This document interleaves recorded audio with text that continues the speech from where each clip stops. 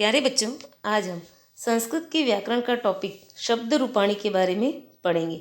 इससे पहले वाले वीडियो में हमने धातु रूप पढ़े थे कि धातु होती क्या है और धातु के पांचों लकारों के बारे में। ठीक है, तो आज हम पढ़ेंगे शब्द रूपाणी। सबसे पहले अकारांत पुल्लिंग शब्द। वैसे हमने अकारांत और आकारांत इन दोनों को हम पहले वाले वीडियो में पढ़ चुके हैं क्योंकि वो त्रैमासिक में आए थे, लेकिन अब हाफ ईयरली में आपके कुछ अलग और ज़्यादा आएंगे, इकारांत, इकारांत, उकारांत और सर्वनाम शब्द। इसलिए मैं इस टॉपिक को फिर से पढ़ा रही हूँ। ये अकारांत और आकारांत जो है एक बार हम रिवाइज के रूप में इनको देख लेंगे। ठीक है, तो सबसे पहले देखो यहाँ कौन से दे रखे, बालक शब्द। तो बालक शब्द यदि आप एक बालक शब्द याद कर देते हो तो इसी के प्रकार एवमेव यानी इस प्रकार ही, एवमेव का मतलब क्या होता है, इस प्रकार ही आप नृप, देव, राम, पितामह, पंडित आदि अकारांत पुल्लिंग शब्दों को आसानी से याद कर सकते हो। इन सब के शब्द रूप बालक के समान ही चलते हैं। ठीक है, देखो बालकः, बालको, बालकः, बालकम, बालको, बालकान, राम, बालकेन, बालकाभ्याम, बालकेहि, बालकाय, बालकाभ्याम, बालकेभ्यः, बालकात्, बालकाभ्याम, बालकेभ्यः, बालकस्य, बालकयोः, बालकानां, बालके, बालकयोः, बालकेषु, हे बालक, हे बालको, हे बालक। इसी तरह राम शब्द, देव शब्द सभी को चला सकते हो, तो एक याद हो जाएंगे तो ये सारे अपने आप हो जाएंगे। ऐसे इनको आप 6 में पढ़ चुके हो। ठीक है, अगला देखो आकारांत। आकारांत स्त्रीलिंग शब्द है, यानी जो शब्द आ से अंत होते हो वे स्त्रीलिंग में आते हैं। तो यहाँ कौन से शब्द रूप दे रखे हैं, बालिका।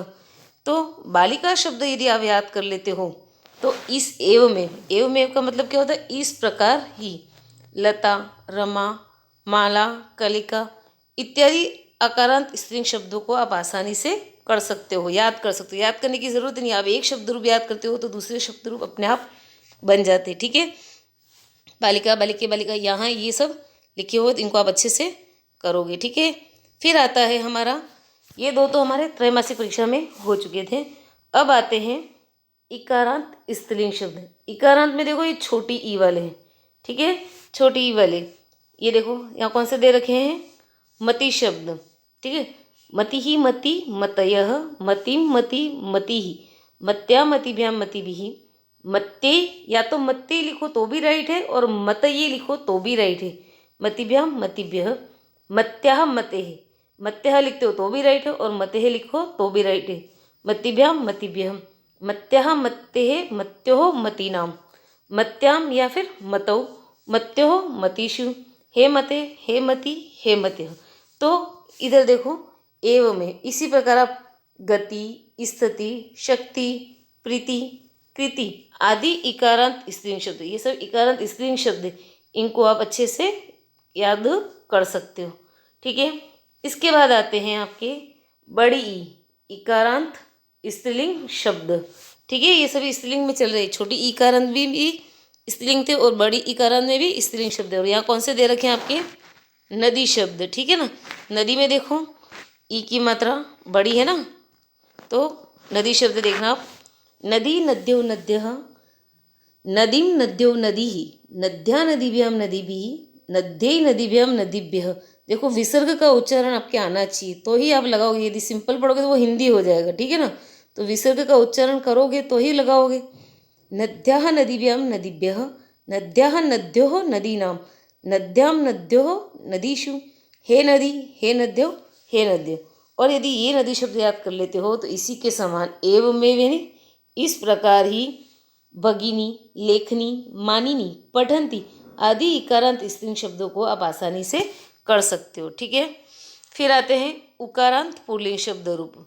कौन से दे रखे हैं यहाँ पे, भानु, छोटे ऊ वाले। ठीक है, छोटा ऊ, भानु, भानु, भानवः।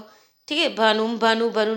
इसी तरह यहाँ पे तृतीया, चतुर्थी, पंचमी, षष्ठी, सप्तमी सभी दे रखे हैं, इनको आपको अच्छे से याद करने। और यदि ये एक उकारांत शब्द रूप याद कर लेते हो तो आप इसी के समान शिशु, साधु, गुरु, विष्णु इत्यादि उकारांत पुल्लिंग शब्दों को आप आसानी से कर सकते हो। तो अभी तक आपके कितने हुए देखो, अकारांत, आकारांत, इकारांत और बड़ी इकारांत, फिर उकारांत। अब आते हैं आपके नपुंसकलिंग शब्द रूप। नपुंसकलिंग शब्द वे जो स्त्रीलिंग और पुल्लिंग में नहीं गिने जाते हैं, उनके कुछ अलग ही अन्य अर्थ होते हैं। यहाँ पे कौन सा दे रखा है, पुष्प, और ये सबसे इजी होते हैं। देखो इसमें प्रथमा और द्वितीया सेम होती है, तो एक लाइन याद करोगे तो द्वितीय भी हो जाती है, पुष्पम पुष्पे पुष्पाणि, पुष्पम पुष्पे पुष्पाणि। फिर ये तृतीया से लेके सप्तमी तक आपके बालक शब्द के समान चलेंगे, एज इट इज़। जैसे बालकेन बालकाभ्याम बालके ही, पुष्पेन पुष्पाभ्याम पुष्पे ही, तो ये आपको बहुत इजी पढ़ते हैं। और ये शब्द इसके समान आप फल, पुस्तक, नगर, मित्र, उद्यान आदि अकारांत पुल्लिंग शब्दों को भी आसानी से कर लोगे। फिर आते हैं आपके इकारांत, छोटी ई वाले हमने पढ़े थे ना, मति, इसी तरह ये भी इकारांत है, लेकिन ये कौन से हैं, नपुंसकलिंग। ये कौन से शब्द है, वारी, इनको याद करना है। फिर उकारांत नपुंसकलिंग में मधु, देखो दोनों लाइनें सेम आती है इसमें।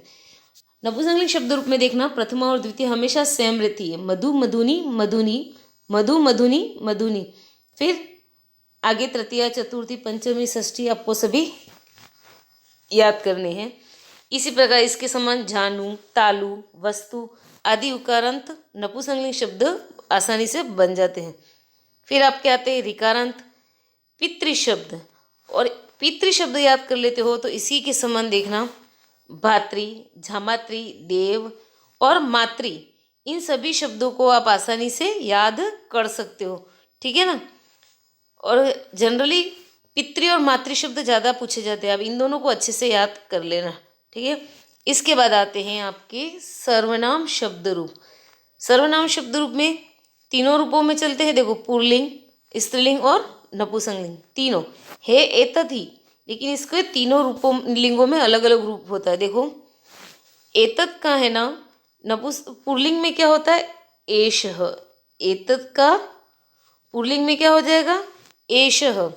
वही चीज़ स्त्रीलिंग में एषा, और नपुंसकलिंग में क्या हो जाएगा, वो एतत् ही रहता है। यानी एतत् शब्द जो है वो नपुंसकलिंग है, और इसके पुल्लिंग और स्त्रीलिंग में ये रूप चलते हैं, एष एतो एत, स्त्रीलिंग आते ही एषा हो जाएगा आ, और नपुंसकलिंग में एतत्। तो ये आपको अच्छे से याद करने हैं। सर्वनाम शब्द रूप ये हो गए एतत्। फिर आते हैं आपके तत्, इसमें भी सेम एज इट इज, पुल्लिंग में सह, स्त्रीलिंग में सा, और नपुंसकलिंग में क्या हो जाएगा, वही हमारा जो है तत्, ठीक है। तीनों लिंगों में इनके रूप अलग चलते हैं। वहीं किम शब्द पुल्लिंग में कह, स्त्रीलिंग में का, और नपुंसकलिंग में क्या हो जाएगा, वही किम, ठीक है। ये भी तीनों लिंगों में चलते हैं, तो इनको अच्छे से आपको याद करने हैं। तो ये सारे शब्द रूप आप अपनी कॉपी में उतारोगे और इनको अच्छे से याद करोगे, यही आज का आपका होमवर्क है, ठीक है। अच्छे से याद करना बच्चों, ये आपने 6 में भी पढ़े हैं और अभी 7 में भी पढ़ रहे हो, और आगे 8, 9, 10 सभी क्लासों में ये चीज़ आपके काम रहेगी। इसलिए शब्द रूप और धातु रूप को अच्छे से याद करना, ठीक है। धन्यवाद।